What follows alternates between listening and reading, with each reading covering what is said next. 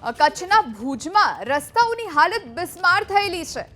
રસ્તાઓમાં ઠેર ઠેર ભૂવા પડેલા, ખાડા પડેલા કે પછી તૂટેલા રસ્તાઓ જોવા મળી રહ્યા છે। કચ્છના ભુજમાં રસ્તાઓની હાલત બિસ્માર છે। અમે આપને દ્રશ્યો બતાવી રહ્યા છીએ।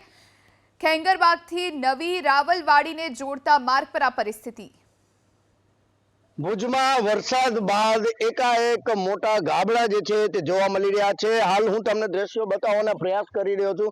આ દ્રશ્યો જોઈ શકાય છે ભુજના ખેંગારબાગથી રાવલવાડી જતા માર્ગ ઉપર સતત વર્ષમાં બીજી વાર આ માર્ગ જે છે તે બેસી ગયો છે। હાલ વર્ષ પહેલા જ આ માર્ગ જે છે તે બનાવવામાં આવ્યું હતું, એ પણ ગત ચોમાસામાં બેસી ગયું હતું, પરંતુ હાલ પણ જોઈ શકાય છે કે વરસાદ જે છે, જે રીતે 4 દિવસ વરસાદ પડ્યો છે અને 4 દિવસમાં જ આ માર્ગ જે છે તે સતત વર્ષમાં બીજી વાર જે છે તે બેસી ગયું છે।